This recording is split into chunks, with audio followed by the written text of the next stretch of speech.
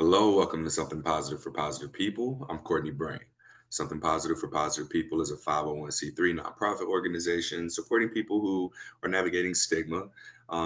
As you know, over the past few episodes, I've just been saying stigma and not herpes stigma because many of our conversations go far beyond that. While herpes is typically what brings people here, I don't think that's what they stay for.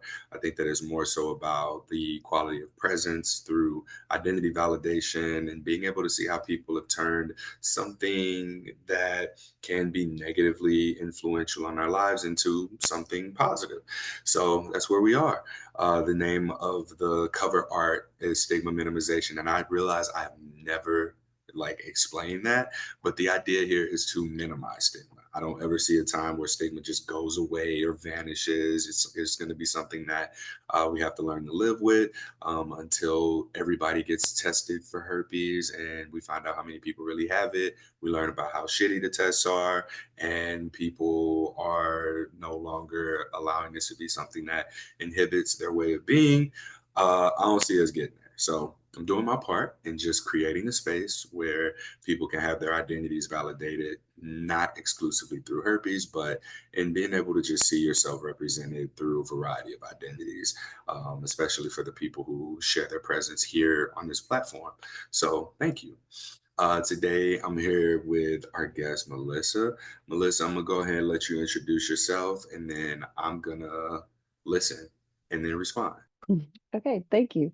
Yes, my name is Melissa, last name LeSane, and I'm from Los Angeles, born here in Los Angeles. And let's see, what do I want to share about myself? I usually go into the whole like, well, I'm a this and I do this, and I don't like that. So, let's see. I I'm in a big transition in my life right now. That's what I want to share. Yeah, I have a lot of different transitions going on. I'm sure we'll get more into it, but I share that too because, I often say that I'm a licensed marriage and family therapist, sex positive, sex therapy and relationship, specializing in non-monogamy. So that's kind of been my niche, my little jam there, non-monogamy. And also, in addition to that, some coaching and just sharing on Instagram, primarily just a little bit about my own experience. That's what I really, really love to do is just share my personal experiences, period, in life. Um, but also specifically to non-monogamy. And yeah, so that's kind of what I do.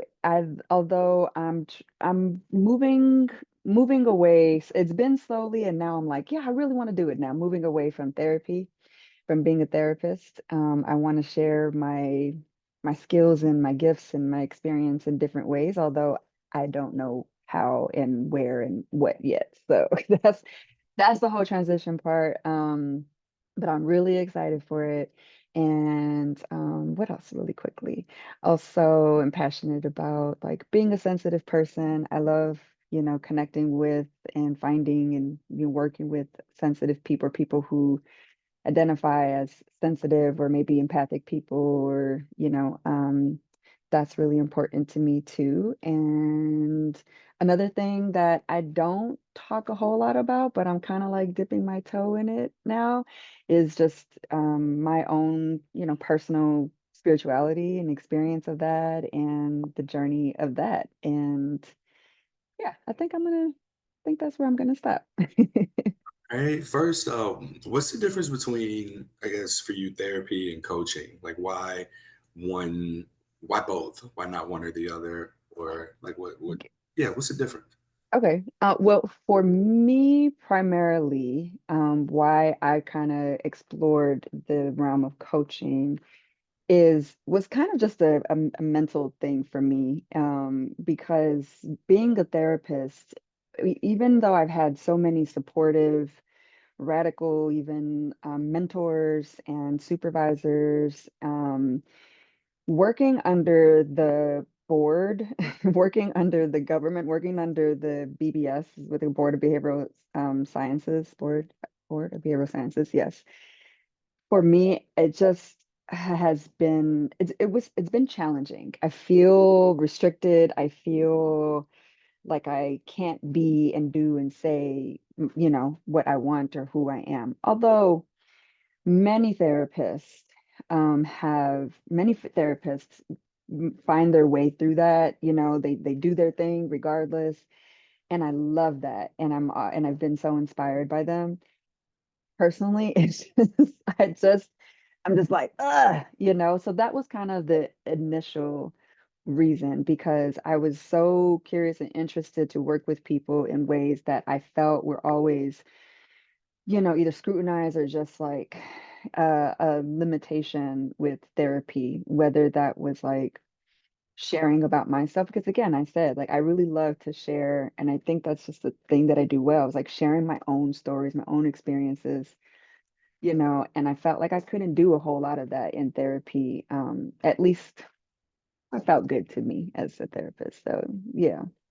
Yeah, I'm But always there's so many other, sorry, real quick. There's so many other paths that we can get into about the difference between coaching and therapy. If you really want to get into, we can. But that's my difference and kind of my reason why I went more into coaching. yeah.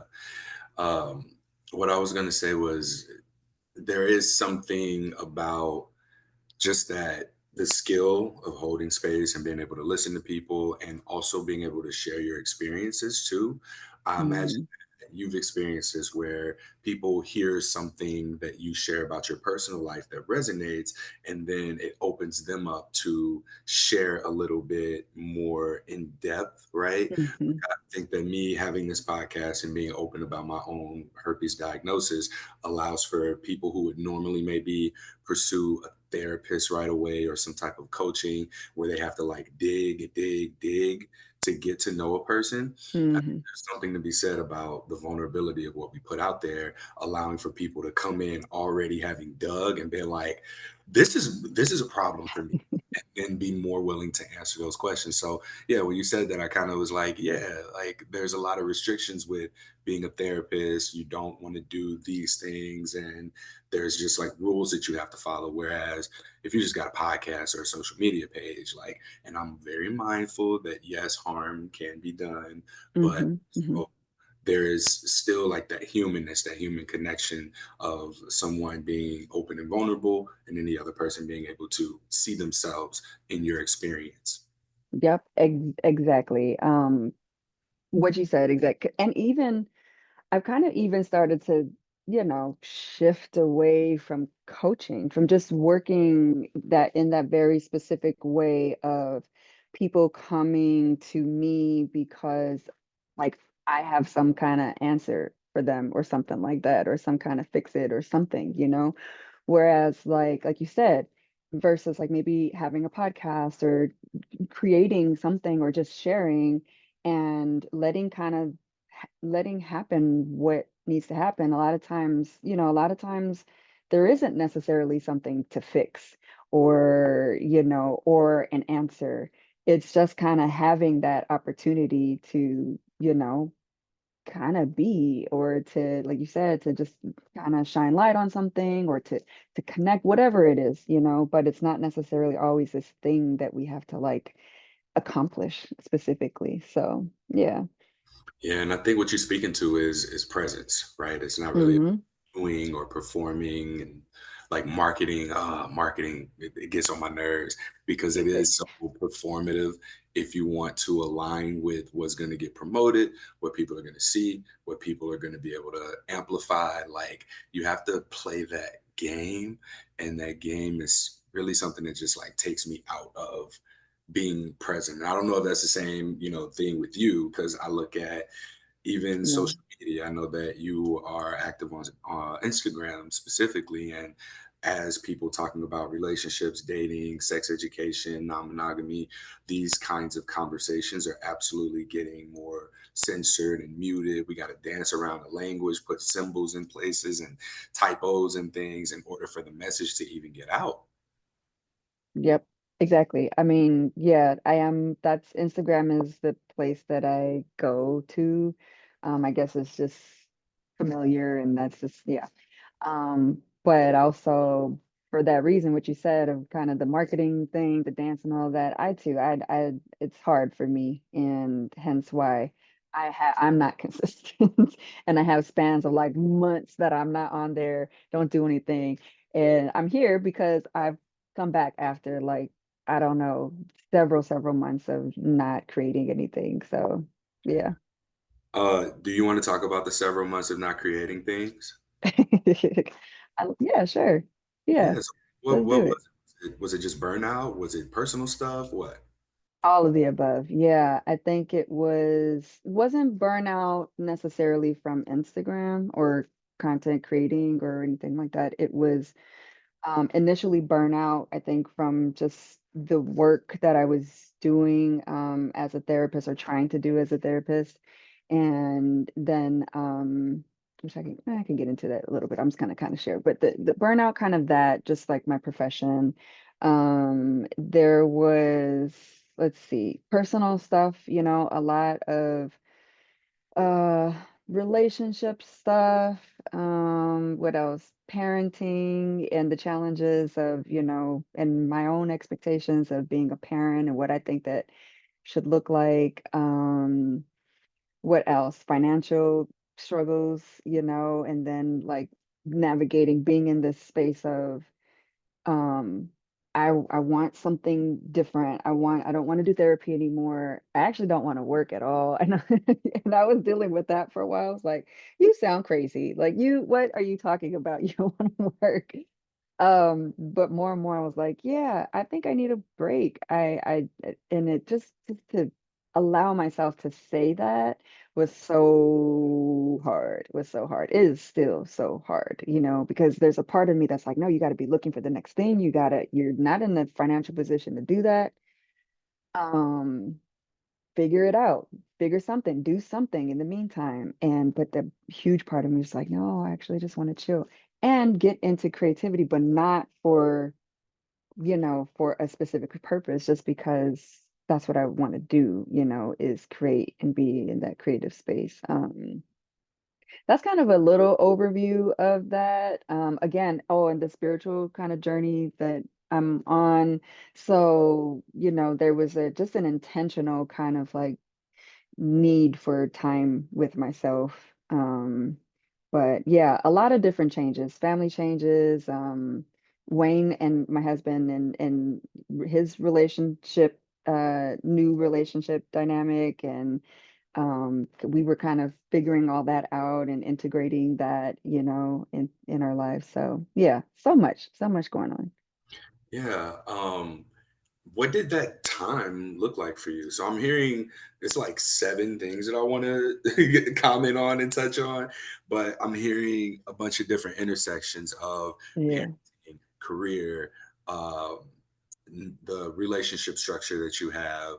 I'm also hearing like about that not wanting to work, right? So Hmm. these layers of things that I think each individually maybe has their own needs of you and your presence. And then you stack these things and it becomes like a dance where you have to keep up with all of these identities: parent, partner, uh, worker.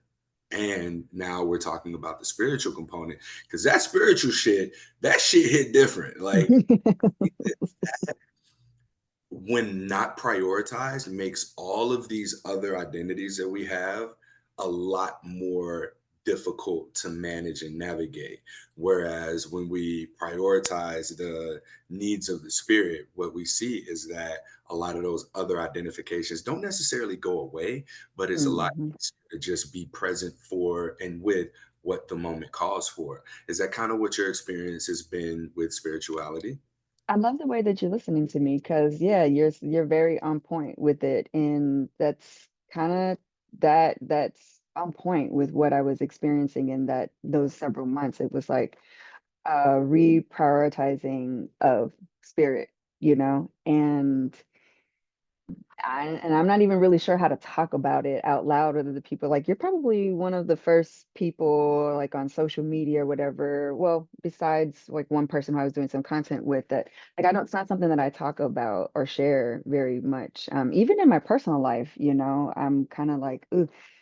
don't always talk about that. It's something that is still even not I'm not sure how to share that yet. But anyway, a reprioritizing of spirit, yes. And with all of those identities, it was like, they say with like identity death or ego death or whatever. It was just like all of those identities kind of coming up and then just me just needing to be like, "Whew," like, ooh, just they're so important to me. They're so real, so much happening here. And also, I just need to quiet it. I just need it all to just quiet and, I need a moment for me. And yep, that's what it's been like. It's just like a lot of going inward, a lot of like, you know, what I thought was important to me, who I thought I was, is just all changing and shifting. And but also at the same time, like feeling more connected and to myself than I think I ever have in my entire life. And at the same time, having no answers, no, feeling like I still don't know what's ahead, but that's fine, I guess. Uh, Yeah. Is that kind of what peace feels like, right? To not know what's coming and being okay with not knowing what's coming, just like there's more of a calm to the nervous system that comes with that. Is that an accurate way I of? don't know that I think I'm just getting into the calmer because it definitely peaked, and felt very chaotic before this like commerce just like starting to come through. Um like another more specific to get into a little bit more specifically, I also have been navigating a new relationship and talk about you're like spirituality, that shit hits different. New relationships, oh my God, talking about bringing up, just bringing up all the insecurities, all of, just having to face you. It was like, no matter where I turned, it was like, me, I got to see me and I got to see me, and that shit was really hard. Felt very exposing, raw, vulnerable. Like, yeah. So that's a whole new experience too for me. All right. So can we go there? I'm a little scared too, but All yeah, okay. We no, right. I want to, but Okay. So we're talking about a relationship. One, you literally have coached, been a therapist for people navigating non-monogamous relationships. You are a mhm. parent. How many kids you got, if you can share? 5 altogether, 4 that I've birthed. So y'all got 5 kids, right? Hmm. And your wife? Yes. All right, so wife, mother, and now girlfriend too, Yes. right? Yes. All right. How do So you no. do this? How do you do this? I, I I I just day by day, I just do it. I just day by day. Hence, what I said, the whole several months of just kind of disappearing and all of these identities just finally coming to like a ooh, I don't know how I do it, I just do. All right. So this new relationship, why is this like a thing that comparatively to spirituality, like rocking you and making you see all these things, has parenting, has becoming a wife, has the career transitions, right? Like how come this new relationship carries more weight, or I guess maybe it's more recent, but carried more Mhm. that weight for you than any of those things? I wouldn't say it carries more weight. It's just one of the things that is pretty present, and happening right now. But yes, absolutely. I mean, I think that's just kind of who I am. I everything can be a spiritual, like, I mean, so the thing, it's not necessarily separate or different from the bigger spiritual journey that I'm on. It's an extension of that for sure. And I think that's just kind of who I am. It's like everything can be the spiritual experience for me. I can just have that deep. meaningful, get something out of everything experience with everything that I do. So absolutely, parenting has been that for me. Probably one of the biggest kind of I gotta see myself, giving birth, my relationship with Wayne, yeah, so many different things. Absolutely. Um, my connection with my best friend, my soul sister, that has been the whole thing too. But this one is because yeah, it's just currently, one of the things that I'm going through. But I think also I'm gonna take a moment to really feel that before I just answer it. And listen, if we need to shift gears, we can. I got you. Thank you. I appreciate it. Keep a, I, Um, I I, keep an I want to open share it. Like I want to share because it's something that is genuinely like on my heart right now, and that I think I've been mm, a lot keeping to, navigating kind of on a just keeping it personal or whatnot. But I don't know. I just feel moved to share something. So thank you for that. But I think that it's maybe an experience,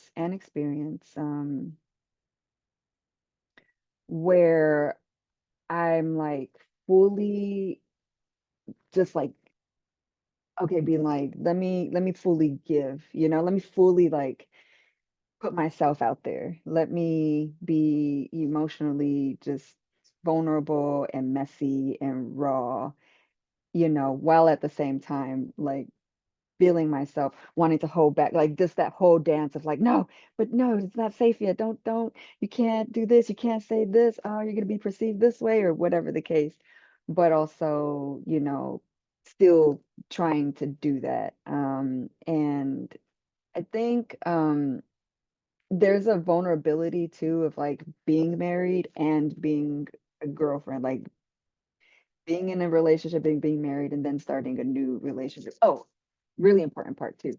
So I met Wayne at 18 when I was 18. I'm now 40. And so we've been together for 22 years-ish or something.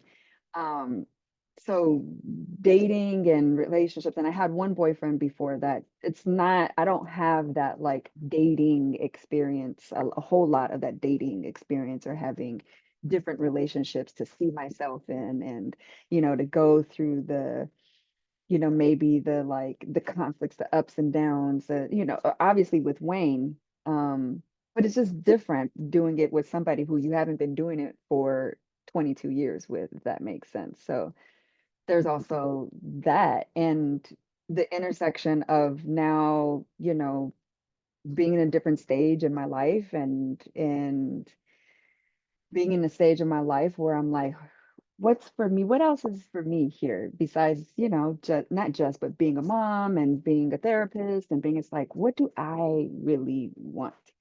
I don't know if any of that made sense. This is the first time that I'm talking about it so publicly. Oh, So, look, this is listen, this is a great space to allow for oh my newness to gosh. come out. I do sense that maybe you're being vague on purpose. I don't know if that's like to It's avoid vulnerability or too much vulnerability or to avoid oversharing or if there's like other people involved and you want to protect them. So like let all me of know that. if I can support you in like getting there and navigating the conversation. Yeah. I don't know. Yeah, all of that is true. All of that is true. Okay. And it's a thing that I just generally struggle with and deal with. Like what you're seeing, what you're experiencing from me right now is like, is a thing. Hence why I created this new page. I don't know if you've seen it. Oh, yeah, we've talked about it because you're gonna be on that page. It's my time where it's all about, our voice, developing our voice, the power in our voice. It's been a challenge for me. Um, it's the vulnerability piece. It's the um yeah, being vague for other people as well too, um, and just still struggling with the confidence of like, what do I want to say? I got you. So, as someone who like is pretty open about my life. I definitely understand those protections, especially of wanting to protect other people and, the relationships. You don't want to say something that someone else maybe didn't want you to share. So what I generally do is leave it at I me statements and just kind of like talk about very vaguely, oh, this person, this happened, right? Yeah. So people will never be able to pinpoint who it is that I'm saying Right. Yeah, yeah, yeah. experience with. Uh, but I share that. So like one of the things that comes to mind for me now is like maybe I can ask you like more direct questions too, because as we talk about like you were 18 when you met your now husband, y'all been together Mhm. for 22 years. You had one Mhm. boyfriend before that, partner before that, and now as you are at this stage of being curious about self, like there's a lot of self exploration, is what I'm gathering. Like Mhm. you just kind of you did the things you were supposed to do and you looked up and it's like, well, damn, did I how much of this did I want to do? Like I'm sure there's some of it that you wanted to do, but now just looking around and being able to see what your options are as far as how to exist, how to live. I know something that stood out to me, I think was that 2023 Sex Down South when I met you for the first time. And 2023, yeah. Mhm. you had your kid with you, and I was like, "Oh shit, like that's tight." Like you brought like your baby. How old was your baby? Yeah, that's she was born in 22, so she was months old. That Okay, wasn't even a year, yeah. yeah, and I that's something that always stands out to me because it's very much like the environment, that environment specifically for mostly like the sex positive people of color, like seeing that and seeing that, this was even a place for you where you're like, I'm committed. I'm showing up to this. Like you brought the baby. Right. So talk to me about your experience with sex positivity as somebody who's been married since 18 and now, or not married since 18, but you've been with your person for all these years. Like, what is your curiosity? What's your draw to the world of sex positivity? Is that something that you've always been into? Yes. Well, talking about sex, sexuality, or you're just, the um, theme topic about sex and sexuality is something that I've always been into.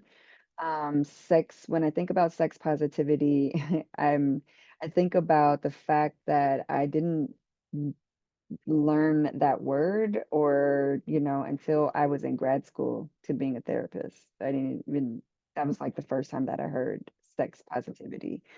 Um, and, then started to learn about different content creators and educators and therapists and professionals who were sex positive. And it just like opened up my world and it was great. It was awesome. I did a lot of self healing and therapy through that. Um, and sex positivity to me is I guess I would describe it as just acceptance, as acceptance for our full sexual selves. It's not about a right or wrong, or good or bad. It's just, we talked about presence. It's like the presence with what is there, in a positive way. So, Yeah, so what's interesting is I was recently looking up what the word positive means and what negative means. And I always mm, think it's like good, bad. But the word negative means absence and positive mhm. means presence. So it's like the presence of something. So when I think about sex positivity, I think about bringing presence to the world of sex and sexuality, right? Because what I say stigma often does is it fragments our sense of self, our sense of identity, and it really separates our presence and sends us into this space that is it makes us fragmented, it makes us small, it makes us only or over identify with a much smaller part of ourselves. I use herpes as an example. When a person gets herpes, it's not that they have herpes, it's, oh my god, this is who I am now. I have to lead with this is what I have. I have to lead with, oh, I'm going to expect rejection for this. And there's a loss of that sense of wholeness. And what I've learned through sex positivity or presence in that is that's really the way of reintegrating all these aspects of yourself and allowing for yourself to become whole again. And that is absolutely one of the things that I got to see demonstrated out loud in sex at Sex Down South. And for me, I've learned that in these spaces, these queer spaces where I get to see sex positivity demonstrated by Black and Brown people, it's very much been something that has challenged me while simultaneously liberating me and just being able to witness queerness. Like I've gone through this phase of, man, am I queer because all these things, like I like this stuff, but it's still just not ever really felt like mine. So that Mhm. queering of my manliness, how I do relationships, my masculinity, identity, and even in my politics, right? I feel like that's what I've been able to get out of these spaces and really be more affirmed in who I am. And so I would say that sex presence, sex positivity has been a presence practice for me of being able to more so just like hold that wholeness of myself and not even over identifying with my sexual self, not over identifying with my straightness or my uh what's quirky about me or what's like different or where I don't feel like I fit in. So I use that for like to give you context in how I would like to know um yeah, like what you've been able to really like get out of this. Yeah, thank you. That was a beautiful description of your sex It's the first positivity time, I'm perspective. saying never be able to say it that same way again unless I'm practicing. So Yeah, thanks for holding the space. you're welcome. What do I want to say to that? Yes, it makes me think about what you said. We were talking about the presence, like as being our whole selves.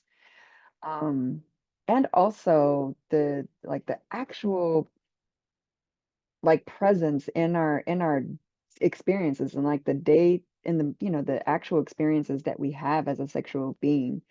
I think having experienced some trauma, it's easy to kind of be going through the motions, of our sexual experiences, not just the actual physical part of like having sex, but even just being connected to our sexuality. What is my sexuality? How am I in my sexuality and engage, you know, through my sexuality? It's like, I think in one period of my life, a blur. It's just been a blur. And it's just like going through the motions of it, but over time, I've been able to connect to that, more consciously, more, intentionally, like really feel it all and choose it, and enjoy it and celebrate it. And yeah, even the hard parts about it, whatever that might be. So, um, yeah, I could say that.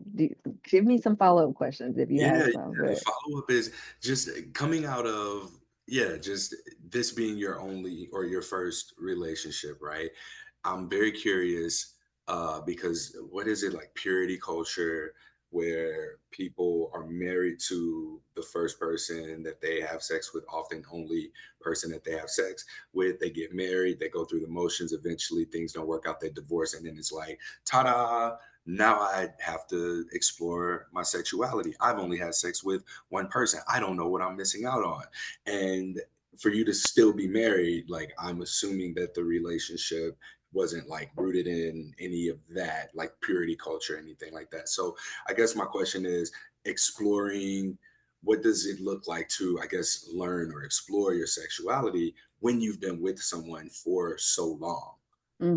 well, that's kind of been, I think, the the beautiful thing about non-monogamy for me is it's, I've it's been the space for me to do that.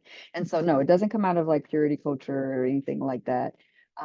It's, you know, I was 18 when I met Wayne, and I just kept choosing him, and I was like, this is great. This has been beautiful relationship. And um but we've been non-monogamous since day one.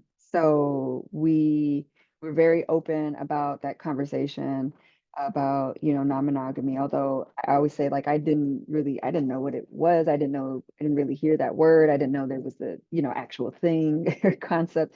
I didn't know there was places and communities and spaces.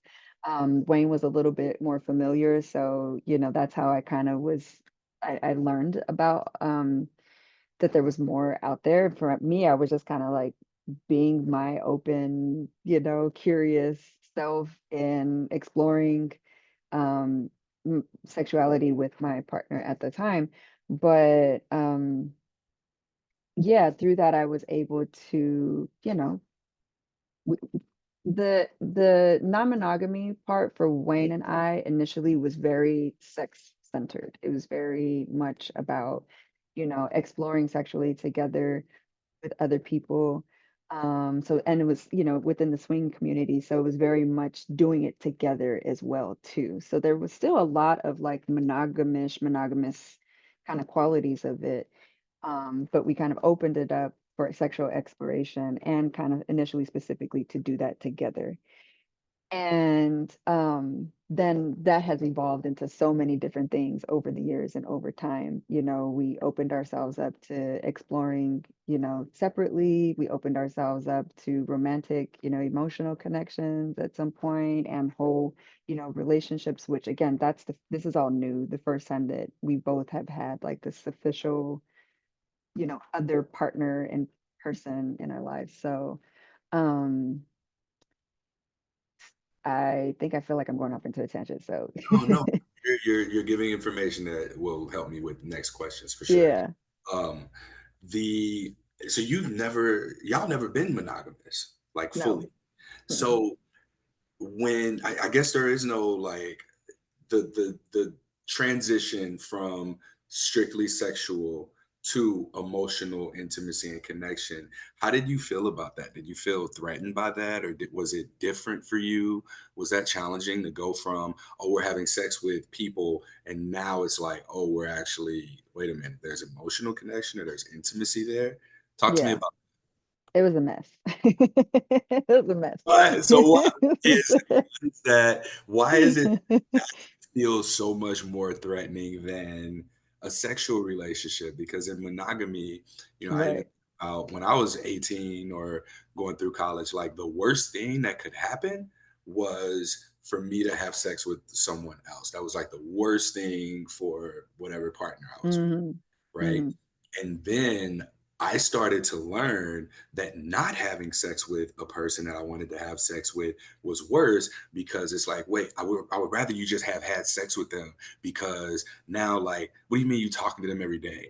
And it's like, which one you want me to do, right? Like, it's just, I'm not having sex with this person, so it's not cheating. But then I learn about emotional cheating, and then like the linguistics of these things. It's like the kind of like how you said you choose Wayne every day, right? Like if I'm with someone, I'm choosing to be with this person. I'm choosing to honor our agreements and boundaries.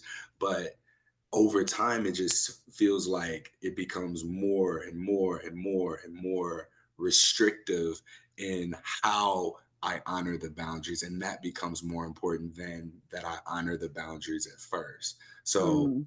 that's background for what my question is on why was the emotional stuff so hard. Yeah, yeah. I say it was a mess because um it wasn't some how do I want to say this? It wasn't something that, well, first of all, I might do this and then go backwards. For me, it was a mess because um it was a shift that felt really hard for me. It brought up a lot of shame, I think, for me. Um and I think it just kind of exposed what I felt was my lack of experience of relationships and or relating or kind of like knowing myself or having an idea, having a sense of self relating with other people on a more emotional intimate way. It was like my experience was I'm feeling, meeting somebody, liking them, feeling feelings for them, and then now I'm in a relationship with them, and then I've been in the relationship this whole time, and so it just kind of, I don't know, makes sense. I guess that like relationship escalator thing. Um, but it was a mess for me because I was like, but wait, but I'm already in a relationship, and I have these deep feelings for this person. How can I have deep feelings for another person, and what does that mean? And so I think it was more like questioning myself. I felt so bad for it. I was like, oh my gosh. You're- Oh, I muted myself. As someone who has, 5 kids and a husband, right? I would think that you wouldn't have to worry about that thought of like, I think they use this example of just because I have another kid doesn't mean I love this one less, right? Like yeah. it's love. You, as a loving person, anyone who comes into that sphere that is your presence is going to, hopefully if they're in your bubble, like they're in your bubble. So they get to Mhm. receive that fully. And you mentioned earlier working with sensitive people and identifying yourself as a sensitive person. So, like, I imagine that you can feel overwhelmed by the joy, the love, the pleasure, the presence, and it can be just intense. It's not bad, it's just that it's intense. And Mhm. it's that sort of like something that you're facing among the oh, I'm in love with this person. I have intense feelings for this person. Oh my God, I'm having feelings for this person. And is it just in feeling that intensity that maybe feels a little bit, I guess, rocky for you? Yes, absolutely. It all of those things. So, I think see, yes, being a parent, that is one thing that helped me to kind of, you know, work through that. I was like, wait, I got experience here. I do have experience here. Like, give myself some credit. That is one thing that definitely helped me. As well as, I mentioned like my connection with my best friend. Like, I just absolutely love her. Granted, it's different, we're not having a sexual relationship or romantic relationship, but I still have these like deep, intense feelings for my friend, and it was like, we don't do that with friendships, but somehow we do it in that kind of romantic mode. Anyway, but yes, no, go ahead, go ahead, go ahead. I was going to ask, do you think that that's because like sex is a vehicle of expression? It can be an opportunity Hmm. to release, connect, merge, share space, and like create and play with tension and then release it.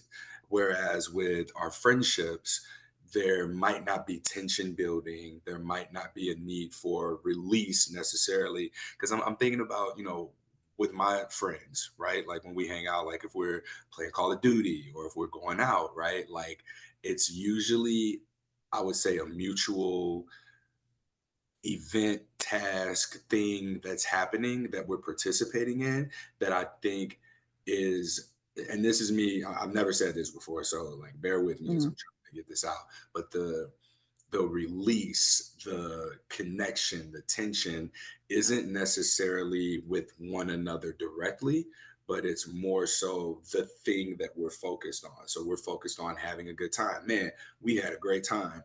This was fun. Like that's the intimacy, at least for me with my friends. It's like we're doing things. When we get a win in Call of Duty, like that's like the, I would guess, equivalent of having, I don't even feel right to say, but being connect with someone that you are able to have like that release with. Like the tension is in the connection, it's in the emotional entanglement, it's in the learning each other, it's in the doing for each other, it's in the sexual expression. Whereas like with the friendships, we're doing activities, and when the activity has been completed, there's that that feeling after. So is that I don't know if you again, I've never said this before. So Yeah, I swear I heard something that describes what you're talking about somewhere, and I don't, I couldn't find, I don't, wouldn't find it, but it was like, yeah, how friendships, I think actually they were talking about friendships with men versus friendships with women, but you know, oh, that, 100%.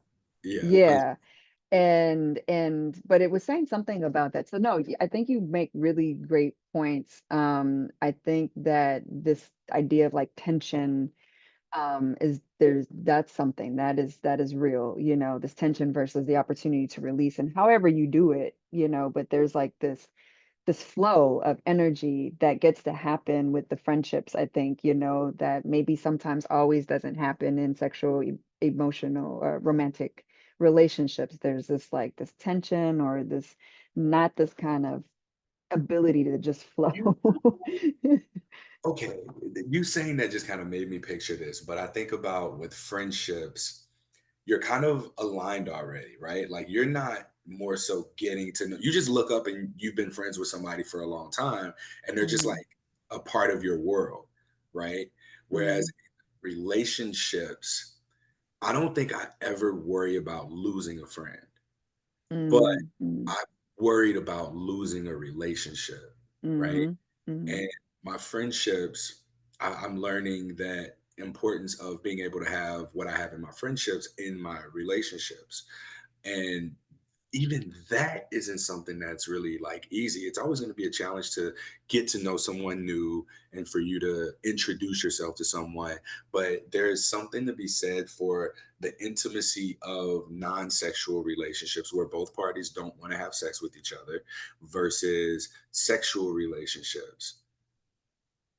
Yes, and so I want to bring that back to kind of something I said earlier, was it's like, but me, I always, I have a tendency to like whatever I'm experiencing, it's a thing, it's a spiritual thing. And so I think there's levels of, or there's different types, right? And different degrees of like levels of friendship.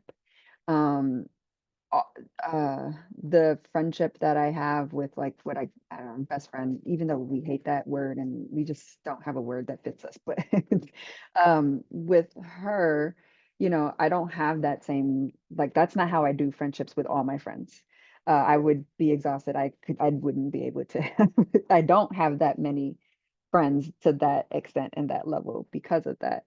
Um, but even with the friends, even though it's not to that extent, still kind of the friend people that I call friends and have around, even though I'm not the best at keeping in touch all the time and texting, I still carry this like want to at least have this some level of depth with them, So even though I said all of that about like friendships, there gets to be this like flow and then relationships, not so much. Well, with me, even in my friendships, there still can be this experience of tension. Um, and I think that just speaks to like who I am, maybe, or whatnot. But there's still, yeah, there is still a difference. I think there's something that just feels so visceral and like puts me in survival mode, when it comes to like these sexual romantic relationships versus friendships. I may still, be concerned or like, ooh, could this friendship change? Could I lose this person? Like I've had that experience before, but there's like more, I'm able to allow that more somewhere here, or not feel like as it might not feel as visceral, where like something here is, is different. Um, but I wanted to go back to your questions about like why was it so messy for me? Um, I have maybe this is a thing. I've never said this either, so I'm kind of saying it for this time here.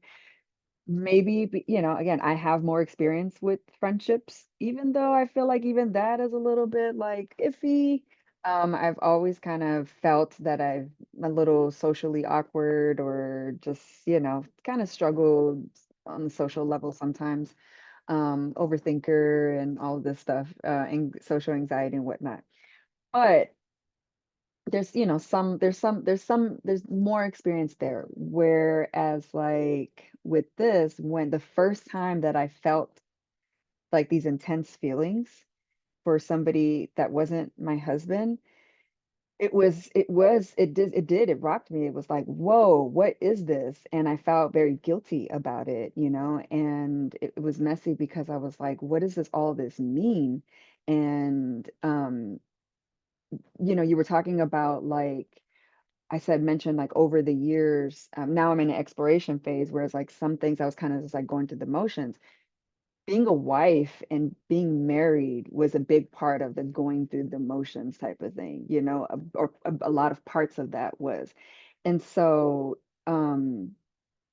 there it was like, yeah, I felt like I wasn't a good wife. I felt like I was a bad wife, I felt like I was not being loyal to my husband. I felt like, all of these things. But also, I think a big part of why I felt messy was because I didn't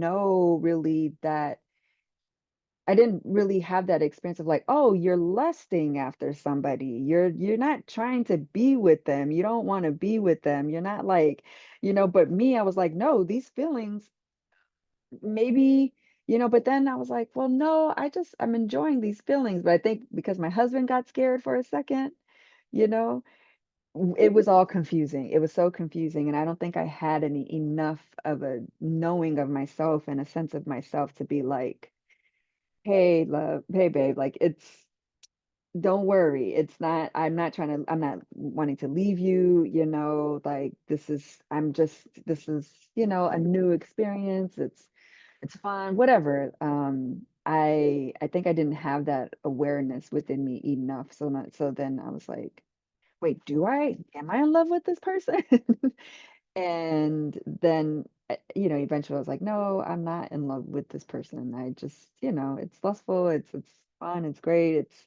I'm enjoying this person, but I'm not trying to be with this person. I don't want to have, you know, necessarily want to have a relationship, although I could, think it's possible. And I'm not definitely not trying to leave my husband either. So that's kind of where some of the messiness was too. There was a lot of guilt and shame and embarrassment there. And it's like, yeah.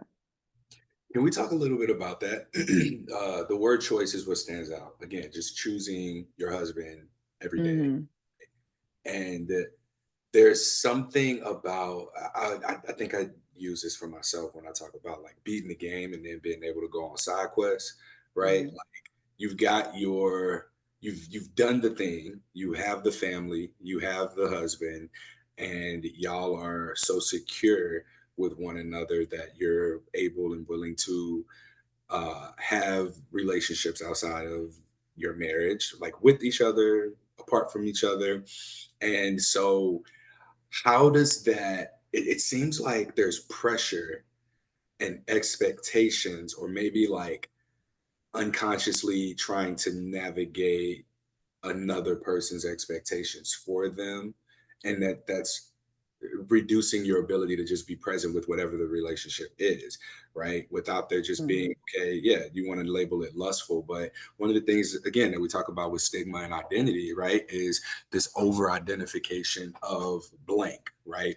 So in this case, it might be rather than being present, over identifying as a wife, and it's like, oh, but I'm a wife, I'm not supposed to also be a girlfriend, like I'm supposed to, you know what I'm saying? Like, is that making sense?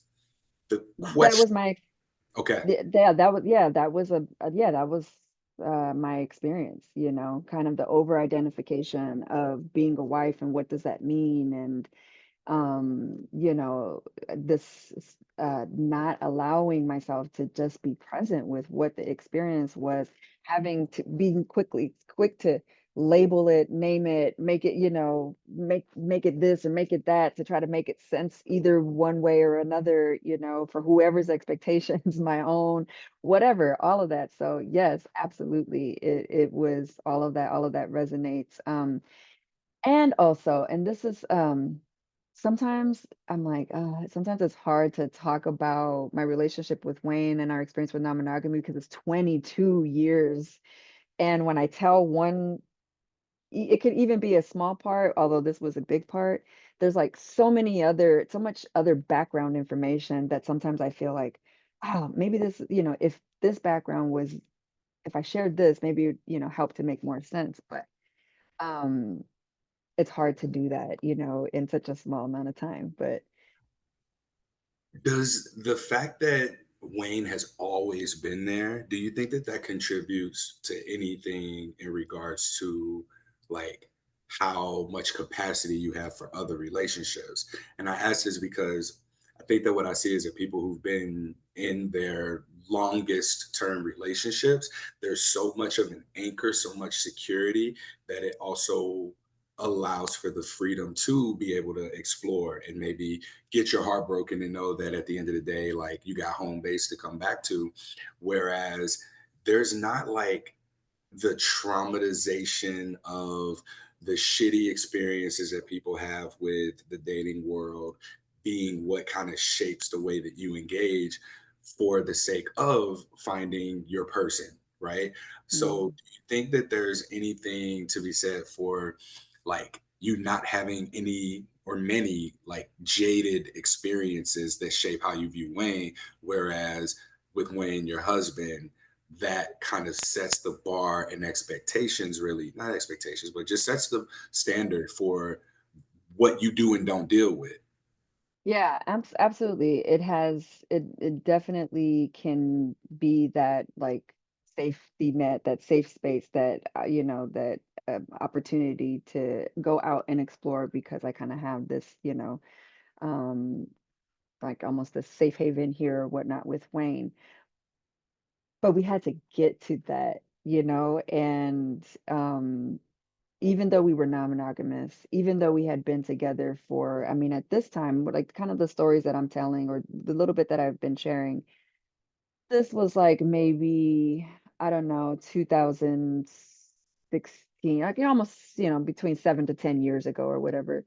And so we were, yeah, we even though we had that level of much experience, we still were also dealing with a lot of kind of a monogamous ways within our non-monogamy and trying to kind of figure all of that out. So yeah, we had to get there. We're in a much more secure place today, but at that point, we were still working our way there.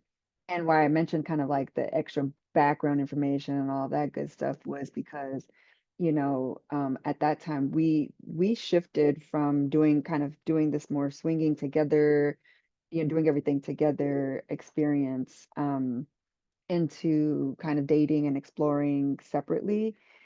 A big part of that was kind of our experience and struggle with post like my me experiencing postpartum depression, and kind of the shifts in our sex life, and um and so we leaned into that, and I wouldn't say we were like, yeah, let's do this. It was a little bit, there was some hesitation there. There was a little reluctance there on both of our parts, but we were like, maybe this is a path that we can explore in our relationship. Maybe we can kind of open things up and not restrict ourselves to exploring and experiencing things just together, And so that was kind of a little bit messy at first too, but there was kind of that, and then broken agreements and in the mix as well with that first experience, and so there was a lot of these like layers that we were experiencing all at once that felt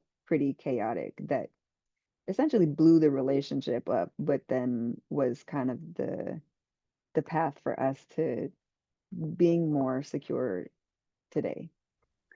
How long have you been openly non-monogamous, like through the Instagram page? um I would say maybe around like pandemic time, I think is when I started the page. Yeah, so maybe like Has uh, that influenced 5-ish years. anything like how you show up or how you practice non-monogamy or the way that you share? Is there any sort of pressure to get it right or to only share certain things. Yeah, absolutely, for sure. Although I try to like, I always want to speak to the hard parts, and speak to the messy parts, and sometimes I think I even maybe do it too I don't wanna say too much, but, like, yeah, lean into that side and, I don't know, maybe kind of like as an overcompensation to make sure that I'm not romanticizing us and non-monogamy and all of that good stuff. So I could sometimes even, celebrate it a little bit more, celebrate kind of these aspects of us. But yeah, absolutely. There's definitely some pressure there often.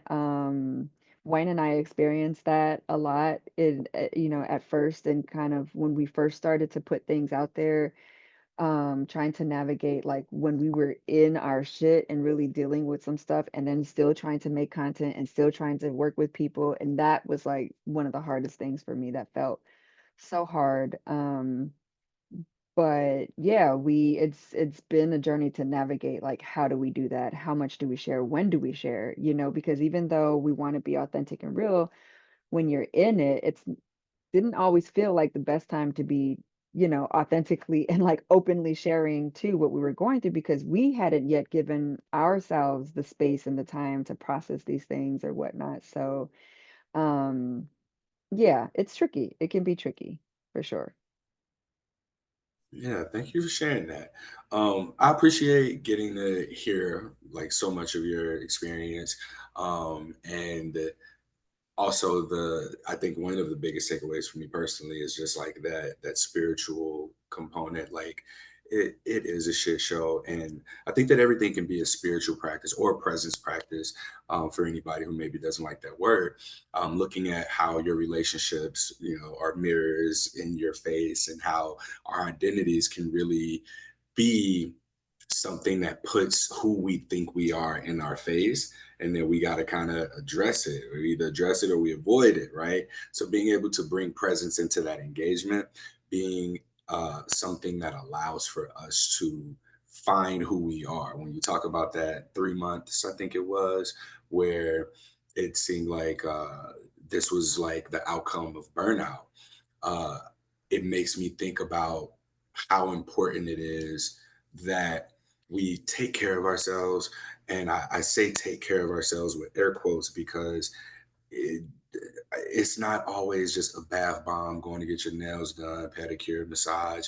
Like taking care of ourselves means curating spaces where we can see ourselves as well as be seen. I think that Mhm. identity validation is probably one of the thing that people are gonna it's gonna the thing that people are going is a thing that people are going to hear me say more than anything else. And I'm experiencing that right now for myself as I moved back home to St. Louis, Missouri, and I was there and I got to let things out that needed to be let out. And I recognized a heavy imbalance in my life of work, work, work, work, work.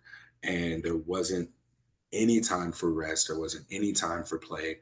And when I got back home, it was very difficult for me to work. So all I could do was rest, right? And in that, I think that I got to see myself outside of the identification with work. And in doing so, I was like, well, what else is important to me? Oh, rest. What else is important to me? Oh, play.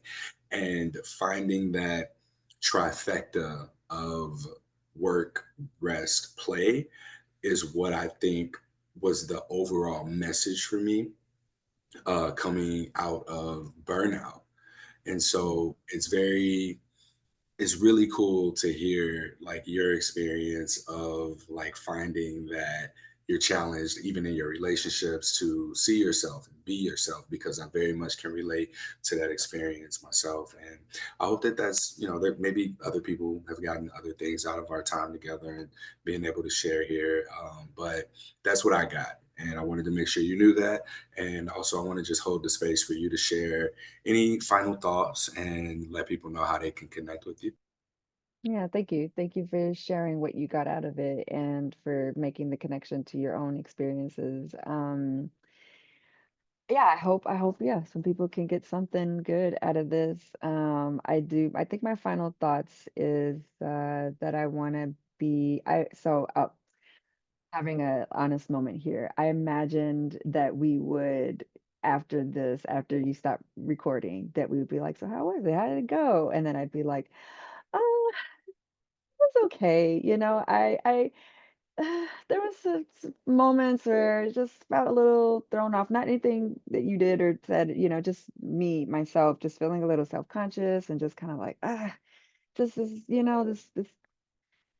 this one didn't go as I was imagining it would in my head, and it's just like, feeling a little self-conscious or whatnot. And I was like, you know what? Don't wait till after we stop recording to say that. Maybe you just share it here.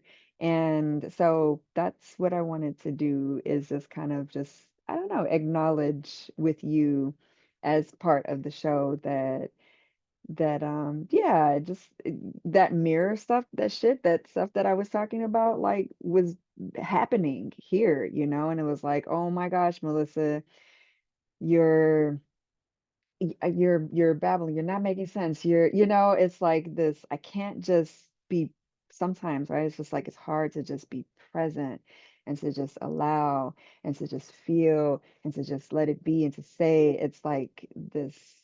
I'm in my head often, and so I know that whoever can relate is like, I don't have to name it anything or whatever. They're just going to hear this one very moment and they're going to be like, damn, I like her. Or, yes, I feel that too. I know exactly what she's talking about, even though she may not be saying a very clear thing. And I just wanted to use this moment to just, for myself, for me to be like, Melissa, wow, yeah, that was hard for you. This interview was hard for you. And I'm probably going to be thinking about it for the next hour after this. You're like, dang it. It's not how I wanted it to go, but it's fine. And I wanted to let it be and, and just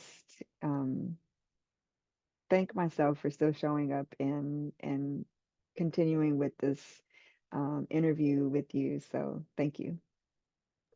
Thank you. All right, now how can people connect with you? You can find me at shades underscore of underscore non-monogamy on Instagram is probably the best way to reach me. Yeah. All right. If you can stick around for a little bit, we can debrief afterwards, but I'll go ahead and Yeah. close out. Thank That you. concludes this episode of Something Positive for Positive People. Please like, rate, review, share, subscribe to, donate to this nonprofit organization, this podcast. We are doing what we can to minimize stigma in all aspects of life, and we do so through presence. Just how you heard me again, I'm going to keep saying it, identity validation. I always mention that when I started this, I would consistently see that 36% of people with herpes were experiencing suicide ideation as a result of their diagnosis.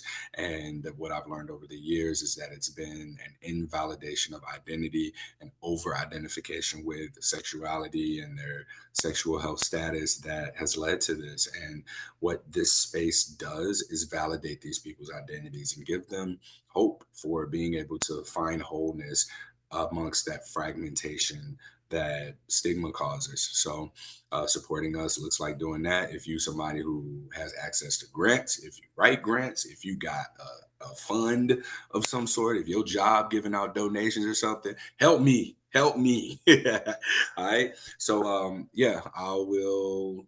Well, y'all will hear from me next week. If you haven't already, please sign up for the newsletter. We have a weekly herpes, no, not weekly. We have weekly herpes we have weekly Something Positive for Positive People events Mondays at 7:30 p.m. Central Time. The Stigma Support Group is Monday. The Men's Purpose Group is on the second Monday. Third Monday, I rest or move something around in the event that I'm traveling. And then the fourth Monday is usually like some type of a live thing. So we're going to make this happen. So stay on the newsletter for updates on that and when to be where. I'm trying to do these Tuesday yoga classes, but it's a little hard when ain't nobody showing up. So I need y'all to express some interest or something. Let me know what y'all trying to do. All right. But till next time, stay present. All right.